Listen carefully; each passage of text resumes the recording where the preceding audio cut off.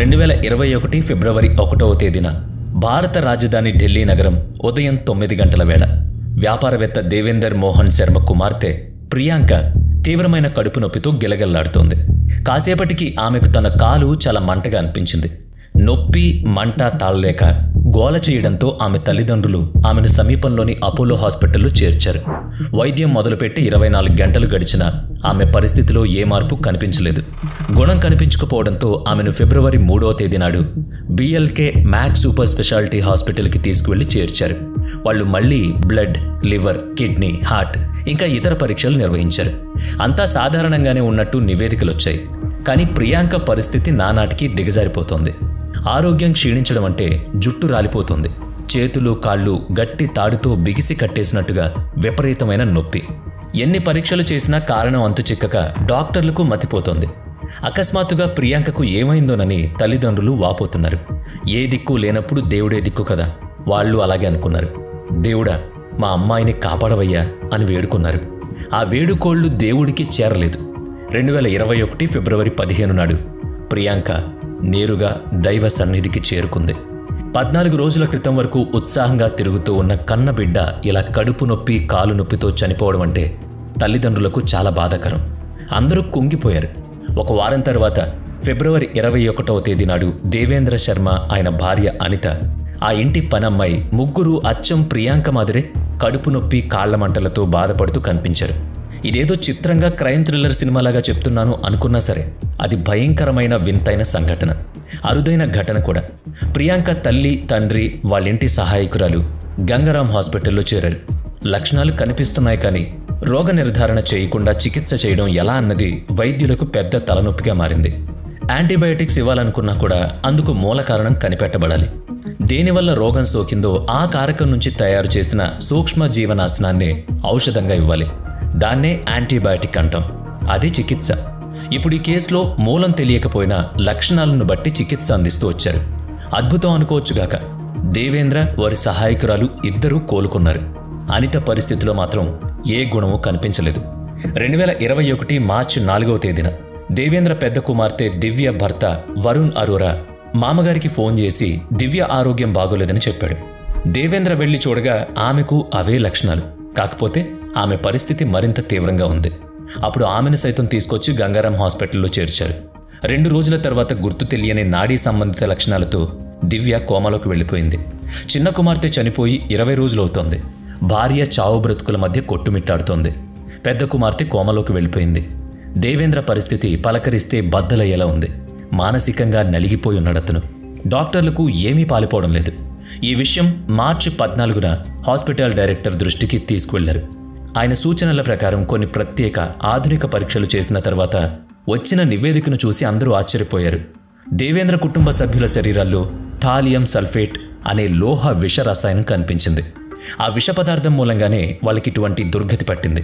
కొందరు తమ శత్రువులను ఆధారాలు దొరకకుండా హతమార్చడం కోసం ఈ విష రసాయన పదార్థాన్ని ఉపయోగిస్తుంటారని చెప్పుకుంటారు.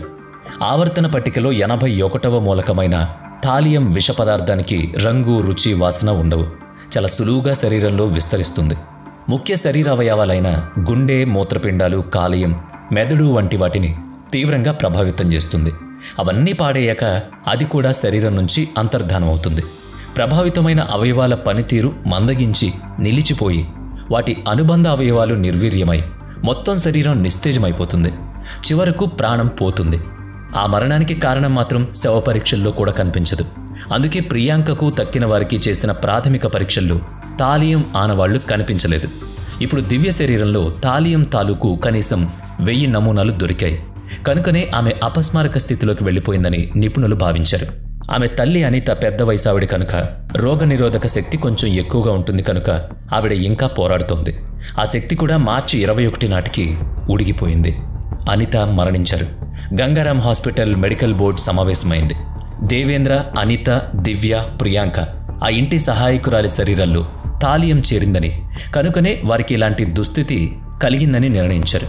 జీవిత భాగస్వామిని కోల్పోయి చిన్న కూతుర్ని పోగొట్టుకుని స్పృహలో లేని పెద్ద కూతురితో దేవేంద్ర పరిస్థితి అగమ్య గోచరంగా మారింది. దీంతో విచారానికి ఆ ఇల్లు చిరునామాగా మారిపోయింది. ఇంతకీ తమకు ఇంత ద్రోహం చేసింది ఎవరన్నది ఆయనకు అర్థం కాలేదు. ఇంటిల్లిపాదికి ఇలాంటి పాషాణం ఇచ్చి మరీ హతం చేసేంత కక్ష పెంచుకోవడానికి తాము చేసిన తప్పేంటని ఆలోచించాడు.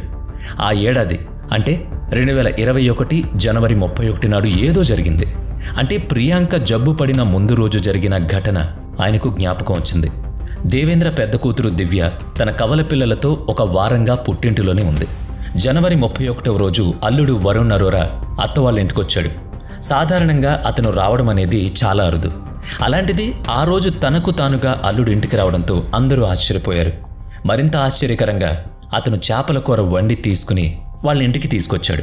వాళ్ళు ఇంకా తేరుకోకముందే భోజనాల వద్ద ఆ చేపల కూరను తానే స్వయంగా అందరికీ వడ్డించాడు. అతను మాత్రం భోజనం చేయలేదు. తాను ఒక కామెడీ షో చూసొచ్చానని, అక్కడ నవ్వి నవ్వి నోరు నొప్పి పుట్టిందని, కనుక ఇంటికి వెళ్ళాక భోజనం చేస్తానని చెప్పాడు. చిన్నపిల్లలిద్దరూ అక్కడికక్కడే భోజనం చేసేశారు కనుక వాళ్ళేమీ తినలేదు. బయటకు వెళ్ళొచ్చిన ప్రియాంకతో తానే స్వయంగా చేసిన చేపల కూర తినమని చెప్పి ఇచ్చాడు. ఆమె తిన్న తర్వాత అతను భార్య పిల్లల్ని తీసుకుని వాళ్ళ ఇంటికి వెళ్ళిపోయాడు. అది జరిగిన విషయం. దేవేంద్రకు ఆనాటి వింత ఘటనలు జ్ఞాపకం వచ్చాయి. ఎప్పుడో గాని రాని అల్లుడు ఇంటికి రావడం, స్వయంగా వండిన చేపల కూర తీసుకొచ్చి అందరికీ కొసరి వడ్డించడం, తమతో పాటుగా అతన్ని తినమని చెప్పినా కూడా అతను నిరాకరించడం, వీటన్నిటికీ ఏదో లింక్ ఉంది. పైగా తన పిల్లలు అప్పటికే భోజనం చేశారని నిర్ధారించుకున్నాకనే అతను మిగతా అందరికీ ఆ చేపల కూర వడ్డించాడు. ఇది కూడా ఉద్దేశపూర్వక చర్య అయి ఉండాలి. అప్పటికి ఇంట్లో లేని ప్రియాంక వచ్చాక ఆమె చేత తినిపించేంత వరకు ఉండి అప్పుడు ఇంటికి వెళ్ళాడు. ఆ మరునాడే ప్రియాంక పరిస్థితి విషమించింది. కాబట్టి ఆనాడు తాము తిన్న చేపల కూరలో థాలియం విషం కలిసిందని దేవేంద్ర ఊహించాడు. ఆ వెంటనే మార్చి 24వ తేదీన దేవేంద్ర తమకు సమీపంలోని ఇంద్రపురి పోలీస్ స్టేషన్లో తమ అల్లుడు వరుణ్ అరోరాపై ఫిర్యాదు చేశాడు. పోలీసుల విచారణలో వరుణ్ ఇంట్లో 5 గ్రాముల థాలియం లభించింది. వైవాహికేతర సంబంధం ఏదో ఉండడంతో అతని దురాగతానికి ఒడిగట్టుంటాడని అనుకున్నారు. వరుణ్ ఫోన్, ల్యాప్టాప్లు పరిశీలిస్తే వాటిలో సర్చ్ హిస్టరీ మొత్తం డిలీట్ చేయబడింది. ఆ డేటాను రికవరీ చేయడం సులువైన పనే అని అతనికి తెలిసుండదు. పోలీసుల ఐటీ సెల్ నిపుణులు దాన్ని బయటకు తీశారు. వారు ఊహించిన సమాచారం అయితే అందులో లేదు. ఇక థాలియం కలిగి ఉండడం చట్టవిరుద్ధం. ప్రభుత్వ నిషేధం ఉంది దానిపై. అసలైతే ఎలుకల బెడదను నిర్మూలించడం కోసం దాన్ని వాడేవాళ్లు. క్రమంగా ప్రజల్లో కొందరు దాన్ని దుర్వినియోగం చేస్తుండడంతో అనుమతి లేకుండా థాలియంని కలిగి ఉండడాన్ని ప్రభుత్వం నిషేధించింది. కళ్లజోళ్ల తయారీలో, థర్మామీటర్లలో, ఇంకా పలు పారిశ్రామిక అవసరాలలో ఈ రసాయనాన్ని వినియోగిస్తారు. దాన్ని కొనాలన్నా అమ్మాలన్నా కూడా ప్రభుత్వం వద్ద లైసెన్స్ ఉండాలి. ఈ నియమాలన్నీ వరుణ్కు క్షుణ్ణంగా తెలుసు. అందుకోసం వరుణ్ ఒక నకిలీ కంపెనీని సృష్టించి 2020 డిసెంబర్ 18 నాడు హర్యానాలోని ఓ కంపెనీ నుంచి 25 గ్రాముల థాలియం సల్ఫేట్ని కొనుగోలు చేశాడు. 2021 మార్చి 1 నాడు మళ్లీ మరో 15 గ్రాములు కొన్నాడు. అలా కొనేటప్పుడు హర్యానాలో ఉండే తన మామయ్య చిరునామాకు దాన్ని తెప్పించుకున్నాడు. తన పేరిట వచ్చే పార్సిల్ను తానే వచ్చి తీసుకుంటానని అక్కడే చెప్పాడు. కాబట్టి ఎవరికి అందులో ఏముందో తెలియకుండా జాగ్రత్త పడ్డాడు. కుటుంబంలో అందరి మీద విషప్రయోగం చేశాడు. సరే, అందుకు కారణమేంటి మరి? అందుకు వరుణ్ ఓ విషాద కథ చెప్పాడు. వ్యాపారంలో నష్టాలతో కోలుకోలేనంతగా కృంగిపోయాడు. చేతిలో సొమ్మాడడం లేదు. అత్తగారింట్లో అల్లుడనే గౌరవం తగ్గిపోతుంది. అసలు వాళ్ళు ఒక మనిషిగా కూడా చూడడం లేదు. డబ్బు లేని వాడని చులకన చేస్తున్నారు. ఇవన్నీ వరుణ్ చెప్పిన కారణాలు. మనసుకు కష్టంగా తోచి హృదయం ముక్కలై అత్తవారింటిలో అందరికీ బుద్ధి చెప్పాలని భావించి ఇలా విషమిచ్చి చంపే యత్నం చేశానన్నాడు. వినడానికి కారణాలన్నీ సరిపోతున్నాయనిపించింది. అలాగని విచారణ ఆగదు కదా. పోలీసుల పరిశోధనలో అతని ఆదాయ వ్యయాలు, బ్యాంక్ ఖాతాలు పరిశీలించారు. ఎలాంటి వ్యాపార నష్టాలు వాటిలో కనిపించలేదు. పైగా సైడ్ ఇన్కమ్గా రెంటల్ బిజినెస్ కూడా చేస్తున్నాడు. దేవేంద్రను ప్రశ్నించగా తామతన్ని ఏ రూపంలోనూ అగౌరవపరచలేదని చెప్పాడు. లాభం లేదనుకున్న పోలీసులు తమ స్టైల్లో విచారించారు. వరుణ్ ఆ బాధను తట్టుకోలేక నిజాన్ని కక్కాడు. 2009లో వరుణ్ దివ్యల వివాహం జరిగింది. దివ్యలో శారీరకంగా ఉన్న ఏదో ఇబ్బంది మూలంగా వారికి పిల్లలు కలగలేదు. 2016లో డాక్టర్ను సంప్రదించారు. ఆవిడ IVFను సూచించారు. అలా ఆ దంపతులకు కవలలు కలిగారు. అందరూ ఆనందంగా ఉన్నారు. అయితే 2020లో వరుణ్ తండ్రి చంద్రలాల్ ఏదో జబ్బు చేసి కాలం చేశారు. అది విషాదం. అయితే ఎవ్వరూ ఊహించని విధంగా చంద్రలాల్ మరణించిన 3 నెలల తర్వాత దివ్య సహజ రీతిన గర్భవతి అయింది. చంద్రలాలే తమ కోడలి కడుపున పుట్టాడని వరుణ్ తల్లి భావించింది. వరుణ్ కూడా వాళ్ళ నాన్న తమ ఇంట్లో అవతరించాడని సంబరపడ్డాడు. అయితే ఆ గర్భం దివ్యకు చాలా ఇబ్బందిని కలిగించింది. డాక్టర్ పరీక్షించి ఆమె శరీరం కాన్పుకు అనుకూలంగా లేదని, ప్రసవం వరకు ఆగేటట్లయితే అది ఆమె ప్రాణానికే హానికరమని, కాబట్టి గర్భం తీసేయడమే మేలని చెప్పింది. పైగా 2 పిల్లలున్నారు కాబట్టి రిస్క్ తీసుకోవద్దన్నారు. దివ్య అత్త, భర్త అందుకు అంగీకరించలేదు. చంద్రలాల్ స్వయంగా తమ ఇంట్లో అవతరిస్తుంటే అడ్డుకోవద్దన్నారు. ప్రసవంలో ఏ ఇబ్బందులు వచ్చినా పర్లేదు, బిడ్డను కనాల్సిందే అన్నారు. పోనీ అలానే చేసినా కూడా తనకేమైనా అయితే ఉన్న 2 పిల్లల గతి ఏంటని ప్రశ్నించింది దివ్య.